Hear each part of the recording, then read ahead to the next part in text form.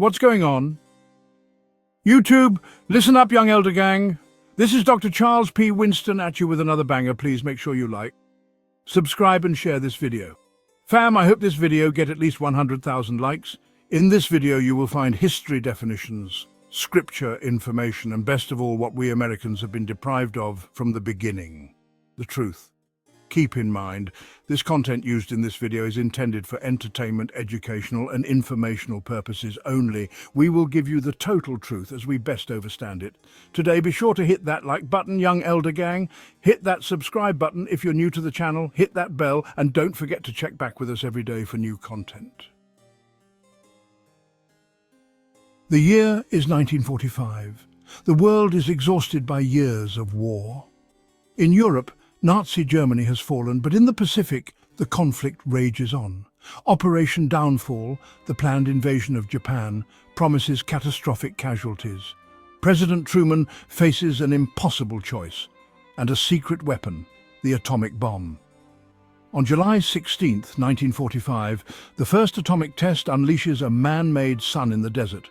Truman must decide to unleash this power or send countless men to die. The atomic bomb offers a swift, terrible end, but crosses a moral threshold. The world stands on the edge of a new era. The decision is Truman's alone. In a moment, history will change forever. The military rationale for the atomic bomb was brutally simple: end the war, save American lives. The Pacific Campaign had shown Japanese resistance was absolute. Soldiers and civilians alike fought to the death. Tokyo's leaders prepared for a final suicidal defense. The nightmare, 1 million Allied casualties, millions more Japanese. The bomb was seen as a psychological weapon, a shock to shatter Japan's will. The Potsdam Declaration warned of utter destruction. Japan's reply was vague, dismissive. For American leaders, the choice seemed clear. Conventional war meant more death. The bomb promised a swift end, but the ethical cost was staggering. The bomb would not distinguish between soldier and child. Some scientists pleaded for a demonstration, not a city's destruction. The idea was rejected. Surprise and shock were deemed essential. There was also a message for the Soviets. America now held the ultimate trump card. The decision was not made in a vacuum. It was a collision of military necessity, moral compromise, and geopolitical calculation. The Rubicon was crossed. The world would never be the same. The bomb was not just a weapon, it was a warning. The dawn of the nuclear age had arrived.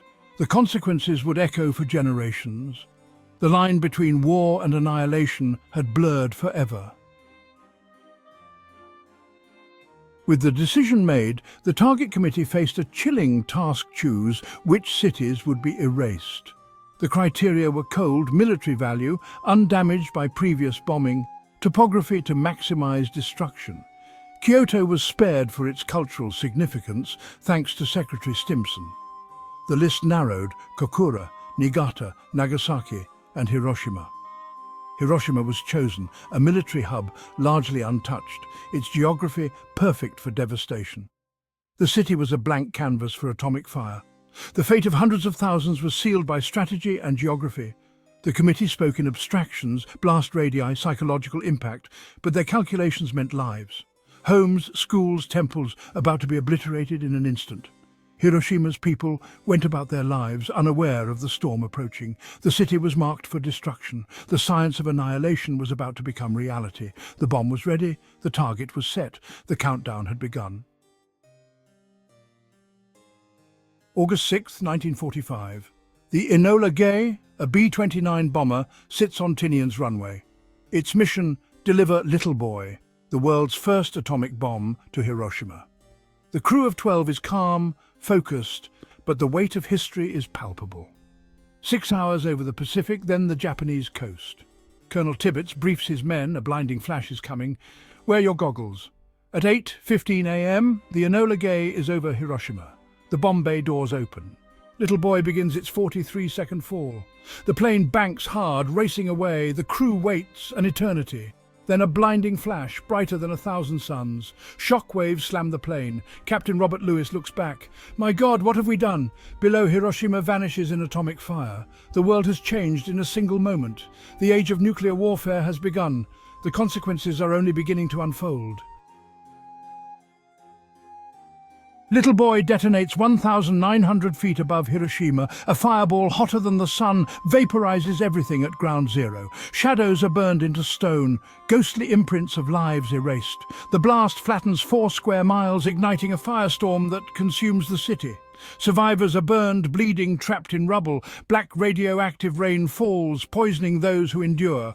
Hospitals are destroyed. Doctors and nurses are dead or dying. Tens of thousands perish instantly. Many more die in agony over days. The city's rivers fill with the wounded seeking relief. Hiroshima becomes a vision of hell, devastation beyond comprehension. The bomb's true horror is only beginning. The survivors, the Hibakusha, face a new nightmare radiation. The world witnesses the dawn of a new kind of suffering. The city is gone. The survivors wander in a wasteland.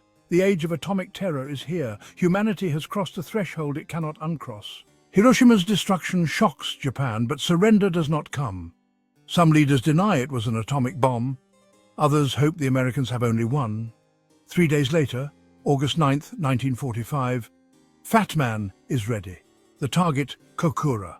But clouds force a change. Nagasaki becomes the new mark. Boxcar, the B-29, finds a break in the clouds over Nagasaki's industrial valley. At 11:02 a.m., Fat Man is released. The bomb detonates over the Urakami Valley, missing the city center but unleashing immense power. The blast obliterates factories, homes, and the Urakami Cathedral. The hills contain the destruction, but the horror is profound. 40,000 die instantly, many more are doomed. For the second time in 3 days, atomic fire consumes a city. Japan's leaders are shaken. The world is stunned. The message is clear. The atomic age is real, and its power is absolute. Surrender is now inevitable. In the aftermath, a new terror emerges: radiation. Survivors, the Hibakusha, suffer fevers, hair loss, bleeding, symptoms doctors have never seen. Acute radiation sickness claims tens of thousands more. Black rain contaminates land and water. The ground itself is poisoned. The bomb's legacy is not just death, but genetic curse, cancers, birth defects, fear. Hiroshima and Nagasaki become barren wastelands. Trees are charred skeletons, rivers choked with debris and bodies. For a time, it's believed nothing will grow for decades. The psychological scars are deep. Survivors are shunned, haunted by memories. The world learns that atomic war is not just about destruction, but lingering, invisible death. The atom's poison is now loose in the world. The survivors bear witness to a new kind of suffering. The environment, the people, the future, all are changed. The nuclear age is defined by fallout, fear, and uncertainty. Humanity has unleashed a force it cannot control. Hiroshima and Nagasaki are not just statistics, they are stories of human loss. Children vaporized at their schoolwork, mothers searching for lost sons, doctors treating the wounded with no supplies. Each death is a unique tragedy. Sadako Sasaki, a child survivor, folds 1,000 paper cranes wishing for life. She dies at 12, a symbol of innocence lost. The bomb's impact haunts the men who dropped it. Some become peace activists, others struggle with guilt. The Hibakusha, the survivors, dedicate their lives to warning the world, never again. Their plea is simple: no more Hiroshimas, no more Nagasakis. Their voices become the conscience of the nuclear age. The true cost is measured not just in the dead, but in the lives forever changed. The legacy is a warning, written in suffering and hope. The world must remember their stories. The human price of atomic war cannot be forgotten. Their voices echo through history, demanding peace. The mushroom clouds over Hiroshima and Nagasaki cast a shadow over all history. The atomic bomb changed warfare forever. Now, total annihilation was possible. The Cold War begins. The US and Soviet Union race to build even deadlier arsenals. Mutually assured destruction becomes the new reality, peace held hostage by apocalypse. School children practice futile drills. The world lives in fear. The bombs ended World War II, but created a world of infinite danger. Nuclear weapons threaten humanity's survival. The Cuban Missile Crisis brings the world to the brink. The threat of nuclear proliferation remains. We live in the world Hiroshima and Nagasaki created, a world where self-destruction is possible. The atomic genie cannot be put back. The lesson is sobering. Our power has outpaced our wisdom. Hiroshima's warning is for the future, not just the past. The legacy is a permanent responsibility. We forget it at our peril.